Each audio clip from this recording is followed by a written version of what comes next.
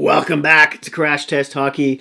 Today we're going to talk about 4 of the last Leaf trades that went through the ticker, starting with McCabe Lafferty, Gustafsson, Sandin, the Engvall trade, and then of course the Schenn one. A lot of you may know the details already, but if not, I'm going to throw up some charts and banners for you to take a look at along the way, courtesy of JFresh, Andy and Rono, OFX, and Elite Prospects. Before I dive in though, I just want to ask you to give me a thumbs up before the video's over, and if you're new to the channel, please smash that subscribe button or else. McCabe and Lafferty. I'm going to give the Leafs an A- for this trade with Chicago. I mean, both these guys have term coming with them. That's big, right? McCabe's got 2 extra years after this one. Lafferty 1. McCabe, a top 4 defenseman. Lafferty, a top 6 guy. McCabe's basically a Muzzin replacement, right? Number 3-4 defenseman who hits, who will punch you in the face, and has some nasty in him. He'll cross-check you as well if you're standing in front of his net. And I know he hasn't played in the playoffs yet, but he's a Grizzly vet. He's been around. I think he's ready. Lafferty, I think he's an upgrade over Pierre Engvall, who we'll talk about a little bit later. He's a north-south skater, very fast, fantastic on the PK, and you can move him around those bottom 2 lines very easily. He also gets in front of the net, does the dirty work, takes a couple of shots, that kind of thing. I think this one's going to work out well. Now, when I first heard of the Erik Gustafsson, Rasmus Sandin trade, I'm not going to lie, I was pretty pissed off. Just losing a young defender like that who signed for cheap for another couple of seasons, who can lay out the odd juicy hit from time to time, who has some power play potential, definitely power play 2, power play 1, I don't think he's ready for yet. You know, and seeing Gustafsson coming back, I was like, oh, this guy's horrible defensively. What are the Leafs doing? They need guys who can defend. Now that I've had time to think about it, you know, them Leafs also getting back a first-round pick, albeit Boston's. I think it was a decent deal. I mean, Gustafsson could jump in for them as the number 1 power play guy. He's sort of having a career year that way, and he's not as bad as defensively as I thought. Still, he's going to probably be buried on the 3rd pairing at least, which is good because he was playing a lot of 2nd pair minutes with the Capitals, so that's a good thing. Speaking of which, Sandin was buried a lot of time on the 3rd pair, and he wasn't put up against the best opponents every night. And whenever the Leafs faced like a hard forechecking team, he'd be prone to coughing up the puck a lot. And then there's that whole contract dispute, which obviously maybe left a bad taste in Dubas's mouth. So away he goes. And this trade makes a bit more sense. Or it should, shouldn't it? Now, when Engvall went to the New York Islanders, surprising, kind of came out of nowhere, right? Dubas only got a 3rd-round pick for him. So I'm only going to give this a C. Lafferty made Engvall expendable.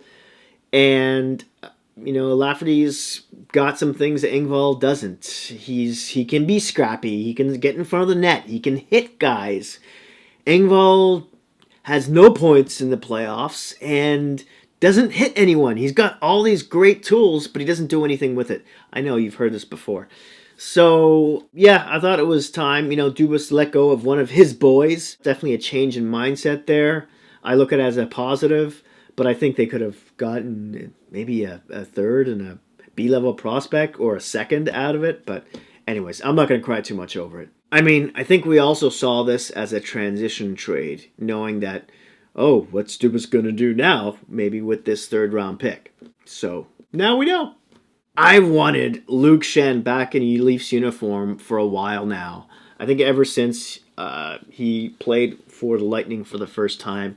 And it seemed like his career had come full circle. Toronto had traded him for James Van Riemsdyk back in the day, and the guy was just kind of a pylon then. You know, he fought from time to time. There was too much expectations on his shoulders being drafted as a first-rounder, etc., etc. You've heard the story before. But now it felt like he knew his role. He was more comfortable in his own skin. He was better positioned. He had been more of a student of the game, a bit more savvy. and he played that role. The guy is one of the hitting leaders in the league, if not number one. He can drop the gloves and win most of the time, even. He definitely deters some monkey business when it comes to players on your team. He's a nice deterrent to have, especially telling guys to keep your heads up when he's on the ice. Now, I don't want to say soured on him the past few weeks or so, but I've been watching some more of his games, and I've been like, oh, I don't know. I mean, Vancouver really is a bit of a train wreck right now anyways. I happened to go to the one against Detroit where they lost 6-1 to the Red Wings, and I think Schenn was on the ice for at least 3 of those goals, and 2 of them felt like he could have done something to stop those and, bulldoze the guy in front of the net, and he just was kind of hypnotized on the plays. And so some doubt started creeping into my head. But I think coming back to the team that drafted him will reinvigorate him. I mean, maybe also, him and his wife are expecting their first baby. Maybe, perhaps that's a bit of a distraction as well. But I think coming to Toronto and chasing a cup, playing meaningful games. And, I know he played with Quinn Hughes a lot of the time, and that seemed like a nice match. But he should definitely be playing as a third-pair defenseman like he did in Tampa on this team.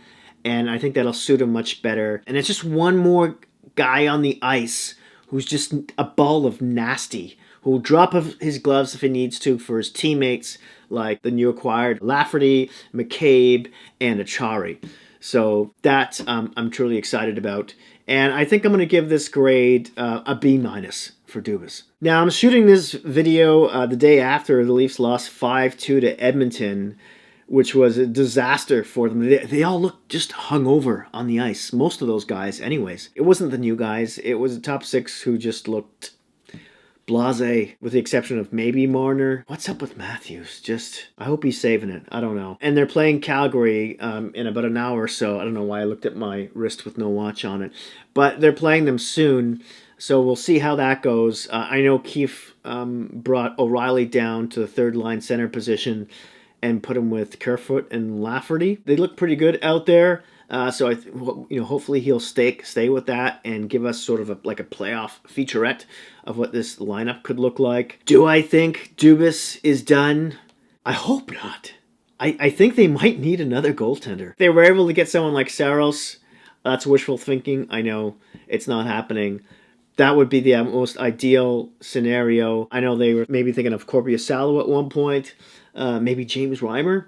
I don't know. With Murray with a high ankle sprain and him being out for 6 weeks or something now, it just scares me. And then Samsonov had such an awful game yesterday for the most part. Every time he's on the road, I can't explain it. I think we'd all feel a little bit better if they got another goaltender, maybe even another winger. But don't forget, Matthew Nyes should step in at some point, and I would think he's tagged for either the third or the fourth line.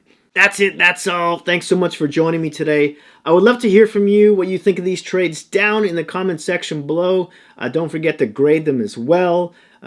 Give me a thumbs up and smash that subscribe button if you haven't already. And if you'd like to support me in the channel, you can do that through my crowdfunding site called Buy Me a Coffee. You'll find a link in the comments section or on my channel. And hey, trade deadline day is just hours away. So hope to see you soon.